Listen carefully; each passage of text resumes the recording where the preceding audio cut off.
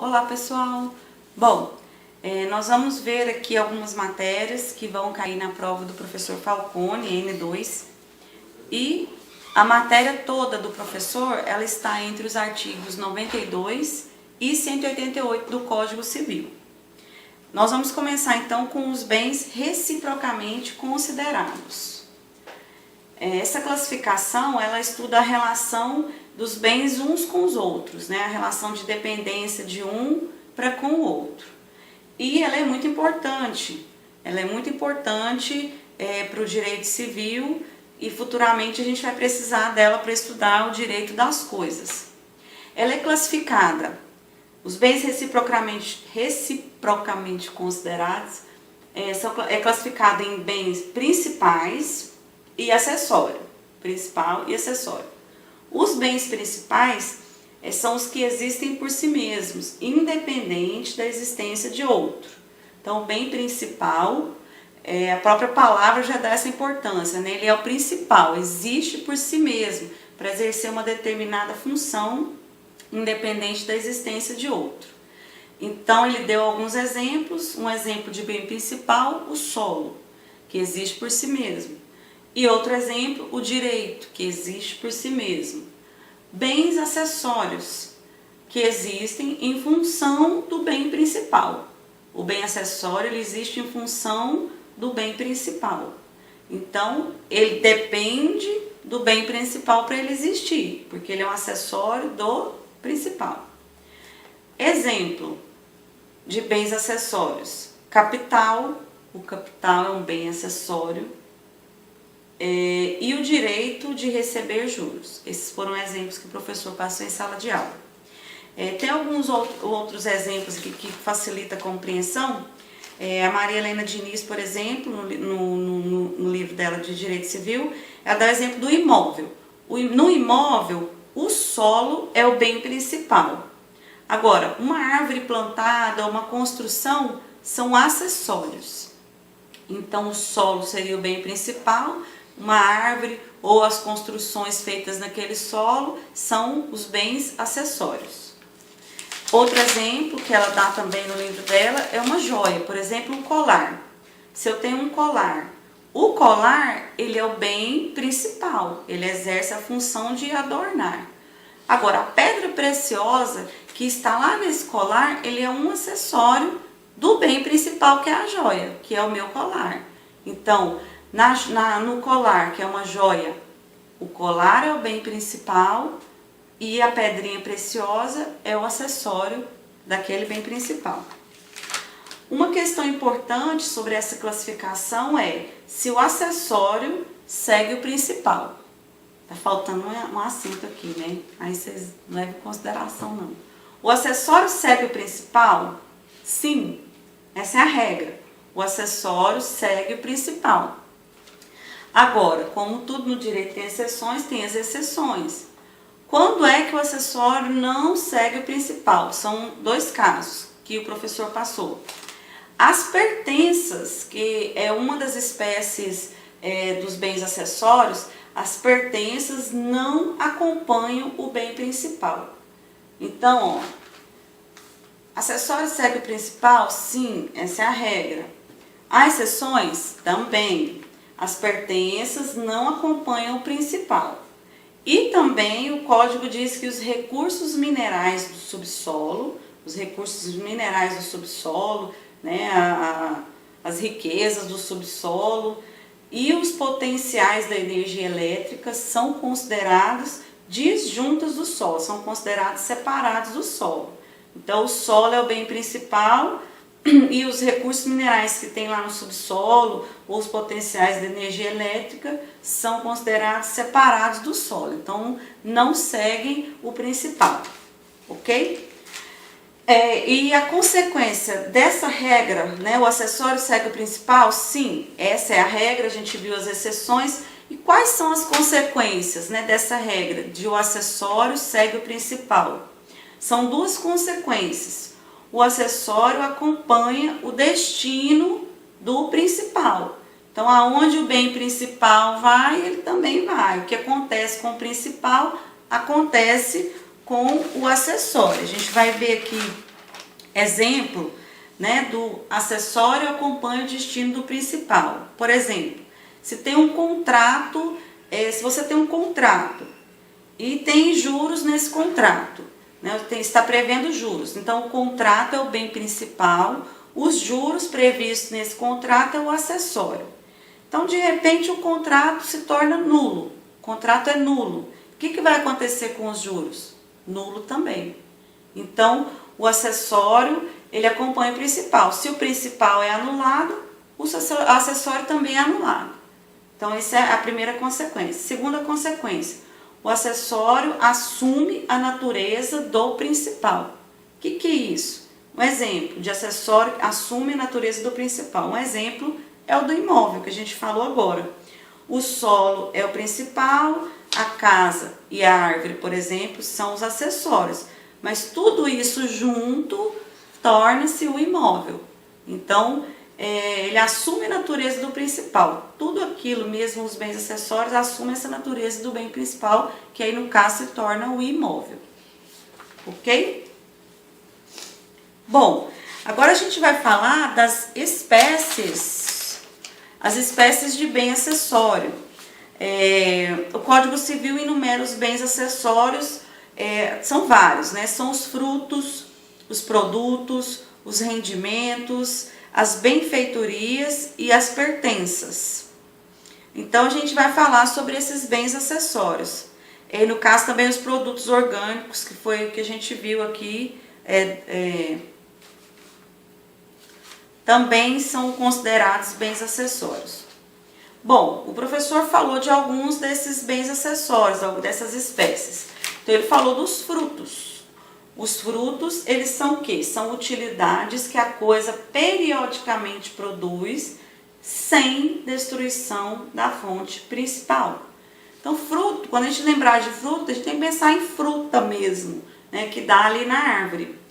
Frutos, utilidades que a coisa periodicamente produz sem destruição da fonte principal. Quer dizer, qual que é a fonte principal? No caso de uma fruta, a árvore. Então, a árvore sempre produz os frutos, periodicamente produz os frutos, sem destruição da árvore para isso acontecer. Então, esse é o conceito de frutos. Tem classificação de frutos? Tem. Quanto à natureza. Quanto à natureza, esses frutos são 3 classificações, né? A classificação são 3 espécies, né? Naturais, são as naturais mesmo, né? Os frutos naturais, os frutos de uma árvore, uma maçã, um bezerro que vem da vaca, né? Que é a fonte. Então, a vaca, quando ela tem o bezerro, ela não é destruída. Então, é o fruto, o bezerro. A fruta, a árvore é o bem principal e quando ela dá a fruta, não é destruída.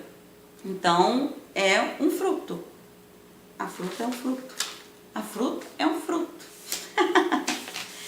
Bom, os industriais são os produtos manufaturados que têm a intervenção humana. Então, os industriais são os que têm intervenção humana. É meio óbvio, né? Direito tem umas coisas que são bem óbvias. Essa é uma delas. Essas são uma delas. Então, a gente tem que acreditar no que a palavra diz, né? Quanto à natureza, naturais, é o natural mesmo, né? Industrial, é aquilo que que sofre intervenção humana. Então, um exemplo são as manufaturas, tudo aquilo que é fabricado pelo homem. E fruto civil, esse eu acho que é o mais complicadinho, que são os rendimentos que são produzidos em virtude do uso da coisa por quem não é o proprietário. Então, tem a coisa. E quem está fazendo uso da coisa e tendo rendimentos não é o proprietário, é outra pessoa. Tem fruto e tem alguém usando e tendo rendimentos desse fruto que não é o proprietário. Exemplo, o aluguel. Né? No aluguel, quem usa o imóvel é o locatário, não é o proprietário. Né? Lógico que aí tem um rendimento de um aluguel que é o fruto civil. Nesse caso, então, o aluguel é o fruto civil. Ok? Espero que tenha dado para entender. Ai, meu Deus. Bom, quanto ao estado, classificação de frutos quanto ao estado. Esse também é muito fácil. Pendentes, percebidos, estantes, percipiendos e consumidos. Então, os frutos pendentes são os que ainda estão ligados ao bem principal. Então, você imaginar a fruta ali no bem principal. A manga da mangueira, os juros que ainda não foram recebidos. Então, são pendentes, eles estão pendentes. Os frutos percebidos, os que já foram colhidos. Então, é a manga que já foi retirada da mangueira, é os juros que já foram recebidos, por exemplo. Os estantes, os frutos estantes.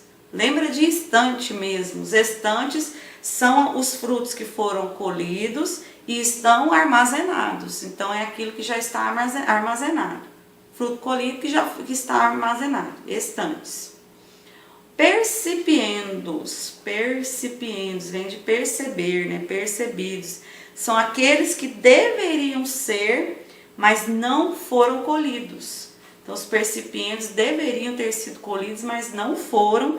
E esse pode gerar consequência aos responsáveis. Então, se tinha alguém responsável por colher esses frutos, ou por colher mesmo literalmente o fruto na árvore e deixou perder, ou a colheita deixou perder, ou a pessoa que deveria receber os juros e não recebeu, enfim, gera consequências. Ok? E consumidos, aqueles que já foram destruídos, já foram consumidos. Então, a fruta que já foi comida, os juros que você já recebeu e já gastou, então são os consumidos. Combinado? Ok. Então, outra espécie de bens acessórios são os produtos. Os produtos, ao contrário dos frutos, né? À medida em que é colhido, vai destruindo a fonte. A gente viu que o fruto, à medida que é produzido, não destrói a fonte. Mas os produtos, à medida em que é colhido, vai destruindo a fonte. Está lá no artigo 95. Ele diz aqui no artigo 95, apesar de ainda não separados do bem principal, os frutos e produtos podem ser objeto de negócio jurídico. Então, tanto os frutos como os produtos podem ser objeto de negócio jurídico, podem ser negociados, mesmo ainda não tendo sido colhidos, qualquer um dos dois. Outra espécie de fruto são os rendimentos.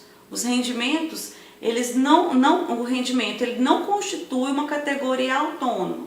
Rendimento é uma espécie de fruto civil, que a gente já viu fruto civil lá quando a gente viu ali frutos, né? Então, um exemplo de rendimentos, os juros, o aluguel de um imóvel, são os rendimentos. Esses aqui são classificações simples, não tem nem outros desdobramentos. Benfeitoria, tá aqui marcadinho, porque é importante, o professor citou isso aqui, né? Benfeitorias, o que são benfeitorias?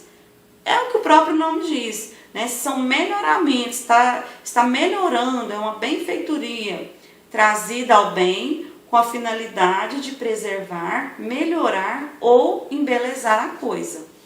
Então, são melhoramentos trazidos ao bem com a finalidade de preservar, melhorar ou embelezar a coisa. Isso aqui faz diferença, né, em relação à classificação. A gente vai ver aqui que tem a classificação de benfeitoria. Quanto à natureza. Quanto à natureza da benfeitoria. Uma benfeitoria ela pode ser necessária, quer dizer, quando ela é necessária, o objetivo dela é conservar o bem principal. Então, é indispensável fazer a benfeitoria necessária. O bem precisa daquela benfeitoria. Então, ela é necessária para a conservação do bem principal. Tem também a benfeitoria útil, são úteis, que aumentam a facilidade do uso do bem, que facilitam o uso do bem, são úteis, não são essenciais, mas são úteis. E tem as voluptuárias. Voluptuárias, a gente pensa numa coisa, né, que chique, é isso mesmo. né? Voluptuárias são aquelas de mero deleite, de mero, simplesmente por recreio, ele cita aqui recreio, deleite, né?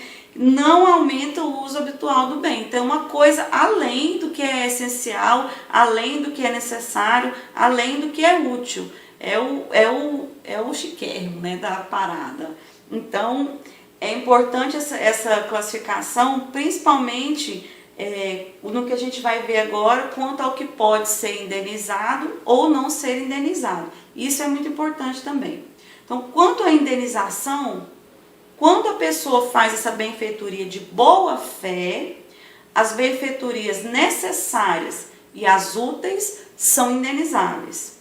Agora, as voluptuárias podem ser retiradas. Olha o tanto que é importante, né? Então, as necessárias, quer dizer, as que são para conservação, que são essenciais para o bem, e as úteis, elas são indenizáveis. Quando for necessária a indenização, elas são indenizáveis. Agora, as voluptuárias, as que são só para mero deleite, né, para recreio, enfim, o chiquérrimo da parada, pode ser retirada dessa indenização. Então, elas não são assim tão relevantes ao ponto de serem indenizáveis, né? A pessoa faz porque quer, não porque precisa. E quando a pessoa faz uma benfeitoria de má fé, quer dizer, a pessoa já sabe que aquele bem vai ser, de alguma forma, vai ser retirado da mão dela e ela vai poder ser indenizada. Então, de má fé, ela vai e faz uma benfeitoria, ou faz várias benfeitorias ali no bem principal. O que acontece? No caso de má fé, só as benfeitorias necessárias são indenizáveis, tá? Então, as benfeitorias necessárias, mesmo que sejam de má fé, elas são indenizáveis. Então, quando é que pode ser indenizável uma benfeitoria? Quais são as benfeitorias indenizáveis? As de boa fé, as necessárias e as úteis. As voluptuárias podem ser retiradas dessa indenização. E as de má fé, as necessárias, elas são indenizáveis. Ok? O que não são benfeitorias? O que não é benfeitoria? Está lá no artigo 97, né, do Código. Não são benfeitorias os melhoramentos ou acréscimos sobrevindos ao bem sem intervenção do proprietário, possuidor ou detentor. Então, por exemplo, o que não é benfeitoria? Teve algum melhoramento que não foi nem o proprietário, né, que fez, nem o possuidor, nem o detentor, então não é uma benfeitoria, certo? Então é isso. Essa é a primeira parte dos bens reciprocamente considerados. Bom, agora nós vamos falar dos bens considerados em face do domínio. No caso, essa classificação quer dizer quem é que tem o domínio do bem. Então, tem dois tipos, os bens privados e os bens públicos. Então, quem é que tem o domínio do bem? Né? O bem pode ser privado ou público. Os bens privados, nesse caso, ele fala bem menos dos privados, né? Bem mais dos públicos. Os bens privados são quais? São todos os bens que não são públicos. Então, os bens privados são todos os bens que não são públicos, pertençam a quem pertencerem. E os bens privados podem ser comercializados, certo? Bens públicos são os de domínio nacional pertencentes à União, aos estados ou aos municípios. Então, os bens públicos, a gente sabendo os bens públicos, a gente já sabe o que sobrou, né, que o restante é tudo privado. Então, são os de domínio nacional pertencentes à União, aos estados e aos municípios, certo? A classificação de bens privados. Os bens privados, quanto à titularidade, né, a quem seja o titular. Pode ser tanto a pessoa natural, pode ser titular do bem privado, ou a pessoa jurídica. Óbvio, né? Tanto a pessoa natural pode ser dono de um bem e do bem privado, ou a pessoa jurídica também pode ser dono do bem privado. Outra classificação de bens privados é quanto à localização. Aonde pode ser localizado bem privado? Em área urbana ou em área rural, óbvio também. Área urbana, os bens, por exemplo, comerciais, residenciais, industriais, prestação de serviços rurais. Exemplo, propriedade familiar rural. Então, não tem muita coisa aqui. Agora, a classificação dos bens públicos. Quanto à titularidade, quem pode ser titular dos bens públicos? Então, primeiro, a União, os estados, municípios e DF. União, estados, municípios e DF, e também as autarquias e fundações públicas. Então, União, estados, municípios e DF, autarquias, fundações públicas. Esses podem ser titulares dos bens públicos. Agora, outra classificação de bens públicos quanto à natureza. Essa aqui é muito importante, muito importante. Os bens de uso comum, bens públicos de uso comum. Quais são os bens públicos de uso comum? Os rios, os mares, as praças, as estradas, as ruas, ok? São uso comum das pessoas, de todas as pessoas. Bens especiais. Quais são os bens especiais? Na verdade, eu não coloquei aqui, né? São bens de uso comum do povo. Bens de uso comum do povo, tá? Eu não coloquei. Então, bens de uso comum do povo. Então, quais são os bens de uso comum do povo? Rios, mares, praças, estradas e ruas. Os bens especiais são aqueles que se destinam ao serviço ou estabelecimento do direito público. Então, ele se destina a um serviço ou a um estabelecimento do direito público. Então, aqui dá alguns exemplos. O Palácio do Planalto é de uso especial de quem? Da União. A Assembleia Legislativa é de uso especial de quem? Do Estado.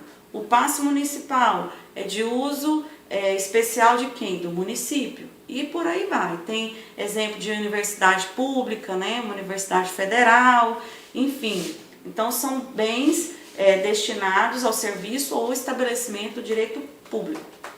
E os bens dominicais, eles constituem o patrimônio da pessoa jurídica de direito público. Os bens dominicais, não tem nada a ver com domingo, né? Os nomes que a gente não entende.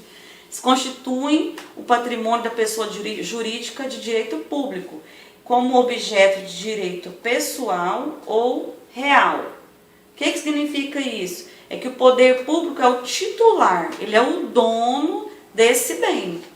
Então ele se torna o dono, assim como uma pessoa natural ou pessoa jurídica pode se tornar proprietário, né, de um bem. Nesse caso aqui dos bens dominicais, o poder público ele é o proprietário, ele é o dono desse bem. Então, exemplos de bens dominicais: estradas de ferro ou as terras devolutas.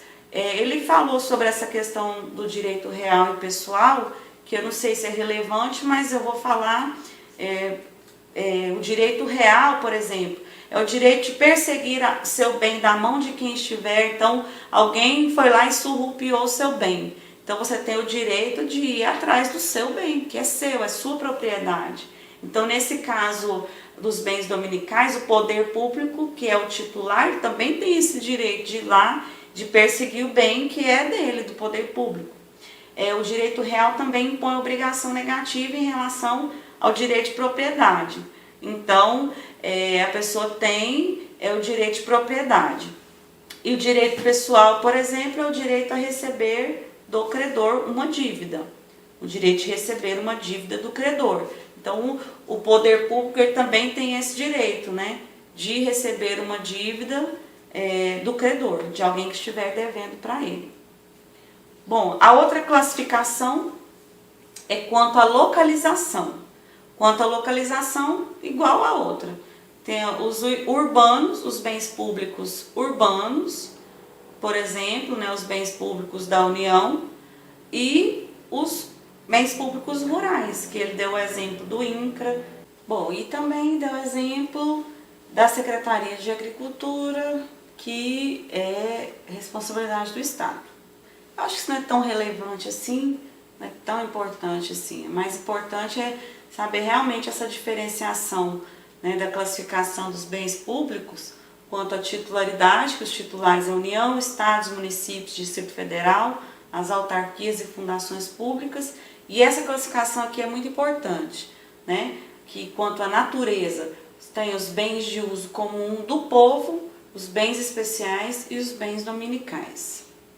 Bom, essa questão aqui também é muito importante. Os bens públicos, eles têm características peculiares. As características dos bens públicos é que eles são indisponíveis, eles não estão disponíveis, eles são indisponíveis, são inalienáveis, a gente já falou, né? São inalienáveis, são disponíveis, inalienáveis, ou seja, não estão à venda, não podem ser comprados, não podem ser doados, são inalienáveis. São imprescritíveis, não prescrevem, são impenhoráveis, não podem ser penhorados, não podem ser colocados bens públicos como garantia de alguma dívida, e são também inusucapíveis. Ninguém pode pedir uso capião de um bem que é público, né? A pessoa não pode pedir, não tem esse direito de uso capião, de querer ser dono por estar ali há muito tempo naquele lugar e pedir o direito de uso capião. Com bem público isso não existe. Então, em relação a essas características, tem essas duas questões aqui que o professor colocou que eu acho que são importantes. Ele falou sobre a afetação e a desafetação do bem público. O bem público, quando ele é afetado, que significa que o bem afetado, o bem público, ele é destinado a uma finalidade. Então, um bem que é afetado é que ele é destinado a uma finalidade. E se ele é destinado a uma finalidade, é inalienável. Ele é inalienável. Não pode ser comprado, não pode ser vendido, não pode ser doado, etc. É inalienável, porque é um bem público destinado a uma finalidade. Ele é afetado. Por exemplo, os bens de uso comum do povo são afetados. E também os bens especiais são afetados. Então, por exemplo, uma estrada, uma praça, uma rua, a praia, não pode ser vendido, não pode ser comprado, não pode ser doado. São bens públicos destinados a uma finalidade. Então, eles são afetados. E os bens especiais também são inalienáveis, são afetados. Por exemplo, ninguém pode chegar lá, quero comprar o Palácio do Planalto, quero comprar a Assembleia Legislativa, quero comprar a UFG, não tem como, né? Então, ele é afetado, ele é um bem afetado, destinado a uma finalidade. Agora, o poder público, ele pode desafetar para vender esse bem. Então, o poder público, ele pode desafetar aquele bem para poder vender, conforme a lei disser, né? Conforme a lei. E um bem que é desafetado, existe bem público desafetado? Existe. Então, os bens que são desafetados são os bens que fazem parte do patrimônio do poder público. Os bens que fazem parte do patrimônio do poder público. Às vezes ele não está destinado a uma finalidade, mas faz parte do patrimônio do poder público. Então, ele é desafetado. Esses sim são alienáveis. Eles podem ser vendidos, comprados, doados, conforme a lei prescrever. Por exemplo, os bens dominicais que a gente viu, né? Os bens dominicais, eles podem ser vendidos, eles podem ser comercializados, né? Os bens de patrimônio do poder público, certo?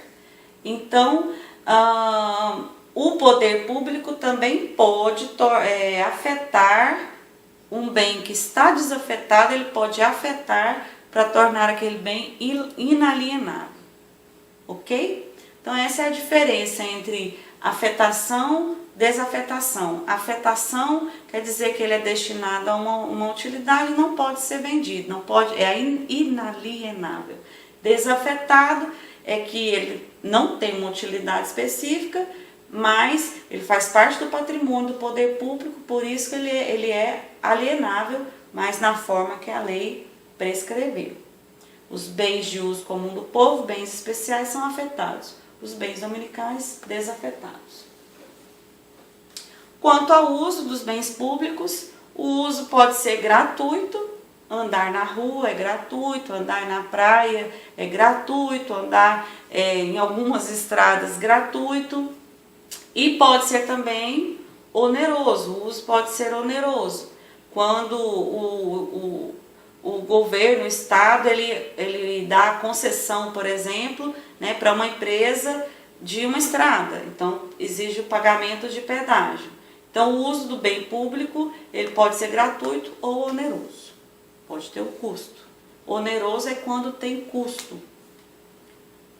E a última classificação de bens seria bens fora do comércio. Esse só tem um artigo que trata dele, é o artigo 69. São coisas fora do comércio, as insuscetíveis de apropriação e as legalmente inalienáveis. Então, as que não podem ser apropriadas estão fora do comércio. E as legalmente inalienáveis também estão fora do comércio. Vamos ver como é que o professor colocou. Ele colocou que os bens fora do comércio tem o natural, a classificação, né? Natural, ou seja, que não tem como apropriar, por exemplo, o ar atmosférico. Não tem como a gente apropriar do ar atmosférico, né? Então, ele é fora do comércio, você não tem como comercializar o ar, né?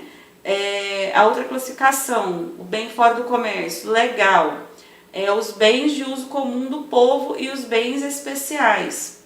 Por quê que esses estão fora do comércio? Porque eles são inalienáveis. Então, se eles são inalienáveis, eles, lógico, estão fora do comércio. Não podem ser comprados, não podem ser vendidos, enfim, estão fora do comércio. E, convencionalmente, quer dizer, quando tem alguma cláusula numa doação, algo que torna aquela coisa inalienável, torna aquele bem inalienável. Então, ele deu o exemplo aqui, por convenção, né? As partes entram em acordo e convencionam que aquele bem vai se tornar inalienável e pode ser ali por um prazo determinado. Então, por exemplo, nas doações com cláusula de inalienabilidade. Então, o cara fala lá, ó, vou doar isso para você, mas você não pode vender por tanto tempo. Então, esse é um exemplo.